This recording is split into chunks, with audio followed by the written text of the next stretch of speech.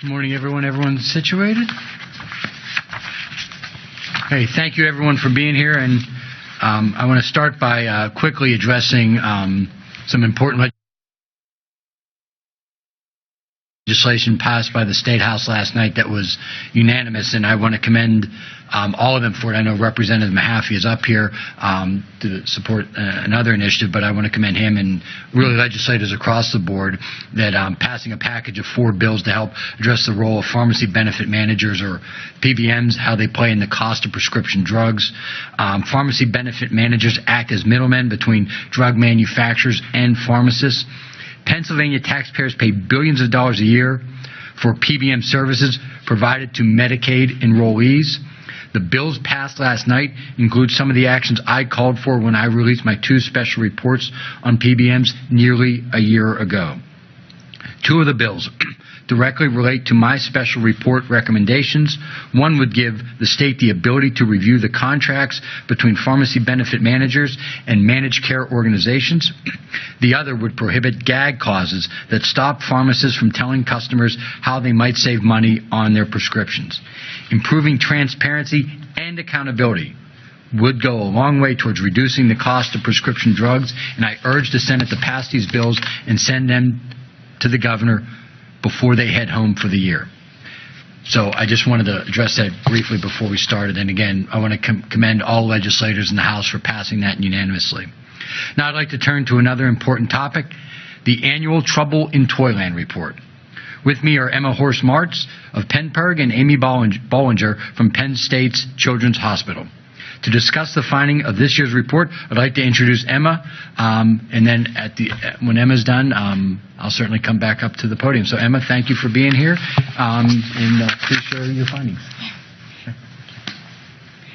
Thank you so much, Auditor General Pasquale. And as he mentioned, my name is Emma Horst-Martz, and I am the Campaign Associate with the Pennsylvania Public Interest Research Group Education Fund. We are a nonpartisan public advocacy organization that stands up to the powerful special interests who threaten our safety, health, and well-being. I want to thank the Auditor General and Nurse Amy Bollinger for being here with us today to discuss how we can keep children safe from potentially dangerous toys. So today we are releasing the PennPIRG Education Fund's 34th Annual Trouble in Toyland Report. When we first released this report 34 years ago, there were no standards for toxins like lead and cadmium. Choking hazards frequently sent kids to the emergency room, and recalled toys remained on store shelves. Each year, we uncovered detectable and hidden dangers in dozens of toys and noticed that regulators lacked the ability to keep kids safe from these dangerous toys. 33 years later, our Trouble in Toyland report has uncovered high levels of lead in fidget spinners, smart toys with data security flaws, choking hazards, and more. And by revealing these threats, the report has prompted over 150 recalls of dangerous toys, driven legislation like the Consumer Product Safety Improvement Act, and has empowered parents to keep dangerous toys out of their homes. Toy safety has improved over the last 3 decades, but dangerous and toxic toys remain on store shelves.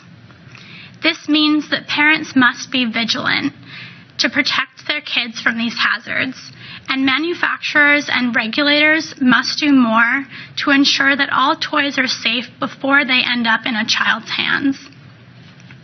According to the U.S. Consumer Product Safety Commission, hundreds of thousands of children go to the emergency room every year because of toy-related injuries. And this year's Trouble in Toyland report identifies 3 categories of hazards: detectable dangers, hidden toxics, and recalled toys, as well as key actions that parents can take to protect their own kids from these threats. First, parents and gift givers can keep detectable dangers away from children through simple in-home testing and monitoring. These threats include choking hazards, extremely loud noises, and products intended for adults. In the last year, Ubi connecting bath toys and hundreds of thousands of wooden vehicles sold by Target were recalled as choking hazards. Luckily, parents can test small toys for choking hazards using a toilet paper tube that you would have lying around your house. You simply take the toy and drop it into the tube. If it goes through the tube, then the toy is a choking hazard and should be kept away from children under 3 years old. Also, uninflated or broken balloons are the primary cause of suffocation deaths from toys. So, uninflated balloons like this should be kept away from small children under 8 years old. Loud noises are another detectable danger when they exceed the limits set by the U.S. Consumer Product Safety Commission. Our audio tests found that Hacktoy's police car, we have here, and Kiko's noise blaster likely violate these CPSC standards. Sometimes that toy gun or action figure isn't just annoying. If it's too loud, it can actually be harmful to a child's developing hearing. And while you may not have the equipment to test for audio hazards in your home, there's a simpler solution. You can just hold the toy up as if you're playing with it like your child would and turn the sound on. Let the noise run all the way through because sometimes it will be louder than other parts of the noise. And if it's too loud for you, then it's definitely too loud for your child and can damage their developing hearing. So I'm going to turn this on as an example of something that's too loud for your child.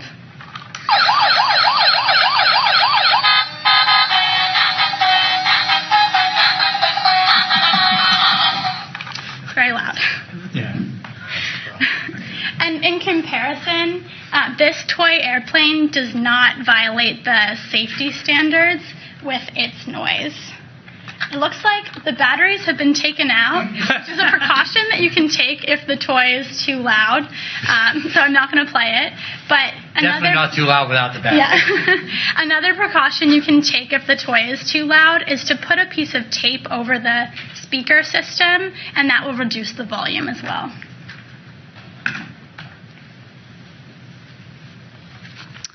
The third detectable toy hazard worth highlighting is focus tools that are marketed to children. In just over a month, doctors at a hospital in Portland, Oregon, pulled 54 small magnets out of 4 small children's abdomens. These types of small, powerful magnets, often used in construction sets and sculpture kits, can cause serious internal damage if swallowed. So as an example, these are some of those strong magnets, and you can see they're very difficult to pull apart. They're very strong. So if a child were to swallow these, they could bind up the child's intestines.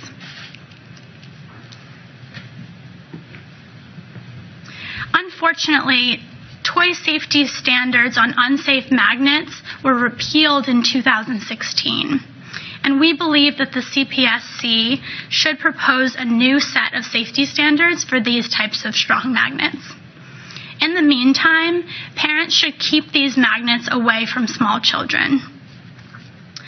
The second category of the report uncovers hidden toxic dangers found in many toys, including borax, lead, and cadmium. In recent years, slime has become a popular toy for kids. And for the second year in a row, our research revealed levels of borax, a compound that includes boron, exceeding the European Union's safety standards in 4 out of 4 of slimes tested. This includes the mixing agent for slime that you see here. So this is a powder form that parents often give to their children to make the slime themselves.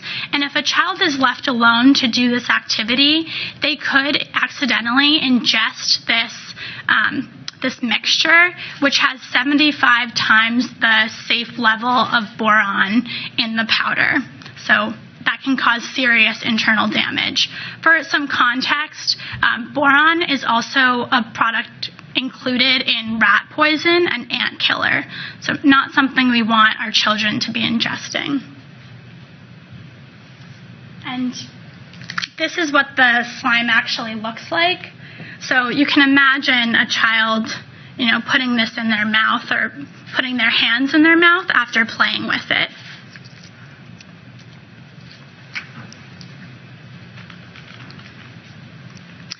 The last line of defense against dangerous toys is the recall system, which helps remove dangerous toys from the market. Unfortunately, these toys often remain on store shelves in use, especially available on resale sites, because parents are not made aware of the recall. We were able to purchase an InnoCheers instrument set and VTech's musical elephant shaker. Both toys were recalled over a year ago, so we shouldn't have been able to buy them online. So before using an old or pre-owned toy, buying it from a garage sale, or even getting it as a hand-me-down from a family friend, parents should confirm that the product has not already been recalled, and they can do this at saferproducts.gov. Again, parents can check if a product has already been recalled at saferproducts.gov. The SPSC and manufacturers must do more to notify customers about these dangers through direct notification and aggressive marketing. Kids are safer from toy hazards today than ever before, thanks to years of hard work from advocacy organizations, elected officials, and the U.S. Consumer Product Safety Commission. But with new threats appearing and old threats always lurking, there is more we must do to prevent children from ending up in the emergency room or sick at home, rather than playing happily with their toys. In the meantime, anyone about to buy toys for a child this holiday shopping season can visit our full set of tips at toysafetytips.org to learn how to evaluate potential risks and identify toys on the market that may pose a serious hazard to their children. Now I would like to welcome back Auditor General DePasquale. Thank you for being here. Thank you so much, Emma. And again, I want to applaud the Pennsylvania Public Interest Research Group for issuing warnings every year about the potentially dangerous toys presented in their Trouble in Toyland report. For some of you that may not be aware, I've been fighting this cause now for almost 10 years. And while I do think a lot of these consumer warnings and public interest outreach are important, I also think that the stores and the companies should do a better job of making sure that these toys aren't available in the first place. When something is recalled, I believe they should be off the shelves and not available for resale. Yes, there is information out there that parents and loved ones can research to, when they buy the toy, to find out if it has been recalled. But I also know that the reality is that most people aren't going to do that. They assume that when a toy is on a shelf, that it is okay to buy. So I also think that there should be more pressure put on the stores and the companies to get these recalled toys off the shelf. I also do want to say that I commend many of the companies that are making safer toys. I know there's sometimes this, when I was a kid, we could handle that stuff. Well, that's true. We also used to slide on slides in the playground that had rust in them, and that apparently was supposed to make you tougher, other than we realized you'd get infected and get a disease because of it. Now a lot of the playgrounds are safer because of that. So on the same token here, yes, when we were kids, some of this stuff was sold. It didn't make you tougher. It actually was quite stupid that some of this stuff was on the shelves. So it is good that this progress is being made so that parents don't have to worry when they're letting their 2-year-olds play with something while they're in the other room doing something else, getting, whether it's dinner ready or doing work or whatever it is. They shouldn't have to worry about whether their 2-year-old's choking on a toy that everyone in the company knew was a dangerous toy. So with that, I want to ask Amy Bollinger to come up and say a few words. And then at the end, I'll be available to take any questions. Amy?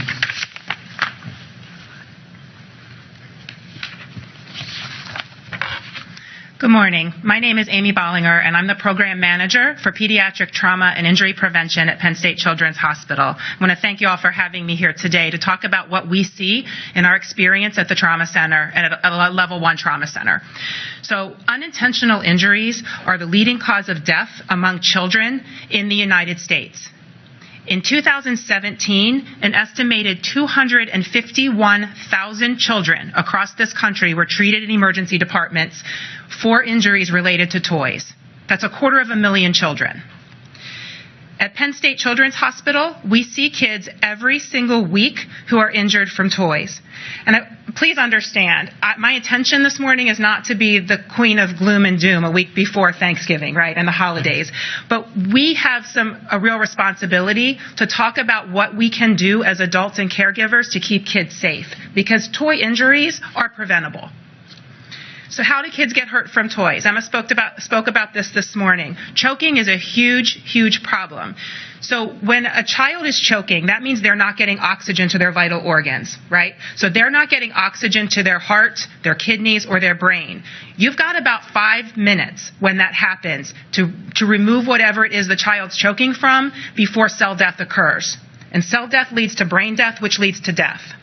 So this is very, very important to understand. And she showed this, and I had one as well to show you. But this is, if you don't have this, you can find these on websites if you Google it. But if you don't have something like this, all you have to do is take a toilet paper roll. It's the same principle. If the toy fits inside here, it is not safe for a small child. The smaller the child, the higher the risk of choking to death. Okay? Balloons are another huge issue. Balloons are slippery, and they're rubbery and slippery, and they slide right back a child's throat and can occlude their airway. And again, you have 5 minutes. So it's something to really be mindful of when you're purchasing toys or when you're giving especially small children toys. We didn't talk about this morning, but I would be remiss if I didn't talk about toys with wheels. Bikes, scooters, skateboards, anything that has wheels on it. Kids don't understand the dangers associated with toys that move. And if any of you have children like I do, you probably know kids get on a toy that moves and they go as fast as they can go, right? They look for the hill to roll down. They look for the place to go because it's fun. If you're going to buy a toy with wheels, a bike, a skateboard, a scooter, anything like that this year, please buy the helmet and the protective gear that goes along with it. The 2 reasons that we see kids coming into our trauma center, far and above anything else, are brain injuries and broken bones. So it's, again, preventable, something that you can do. Magnets, which were already shown to you this morning, are a surgical emergency. So these magnets, as they're ingested, move around inside the stomach and the small intestine. And they will get into pieces of bowel and come together with a piece of bowel in between. And when that happens, the blood supply to that organ is shut off. And they have to have surgery, and they have to have surgery emergently so that they can survive. Okay? Again, gloom and doom, but it's the reality of what we see. We see it every day. So what can we as adults do to protect our children? How do we keep them safe but still give them the opportunity to learn through playing? Because that's their job, right? Kids are supposed to play. That's how they learn and grow and develop.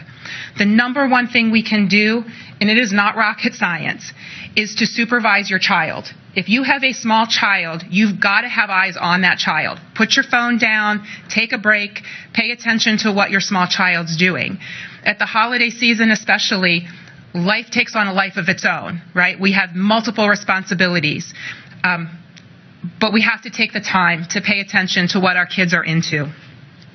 One of the things that we recommend is to sort through your child's toys. Go through your child's toys every few months and pick out the things that are broken, the pieces and parts that no longer fit to anything else, and throw them out. Get them out of your home. For families with multiple children, young children want to do everything that their older siblings, their older brothers and sisters can do. And that includes playing with toys that are completely developmentally inappropriate for them. So pay attention to your young children getting into an older brother or older sister's toys. Follow the toy's age recommendations. They're on there for a reason. If the toy recommendation says, do not play with this toy, not recommended for children under the age of 6, they mean not recommended for children under the age of 6, because they can get into something that can be life-threatening. Again, we want children to have fun, to learn, and to grow through play. What we don't want is for any parent or any family to be a patient at our hospital. We want you to have fun at the holidays. Parents and caregivers should always supervise, knowing the risks and precautions to keep kids safe. Thank you. Thank you, Amy. And with that, more than happy to open up any questions. Just again, in summary, people should have fun and enjoy the holidays, but there is information that is out there to help parents and loved ones and people buying presents for young ones to find out which toys they should not be purchasing. And there are tools that exist for some of the toys that are already purchased to find out if they are dangerous for a young child. So with that, more than happy to take any questions on this or any other topic. I don't want to speak for Emma or Amy on any other topic. I don't know if they want to weigh in on anything else that may be asked of me, but for me, it's anything. For them, it's on the report. So, no questions? All right. Oh, yes. So how many toys did you find overall? Is there a certain number? I don't have a specific number for you at this point. I can get back to you. But in past years, the report focused more on a list of specific toys that are dangerous. This year, we broke it down into the 3 categories of detectable, hidden, and recalled toys. Yeah, and it can be such a moving target to focus on the actual number and the specific toy, because sometimes there's new lines that keep coming out, especially during the holidays. So I think that's why they focused on the 3 subject areas. Any other questions? If not, everyone, we may have something next week, but if I don't see you, have a tremendous Thanksgiving for those I don't see. Thank you.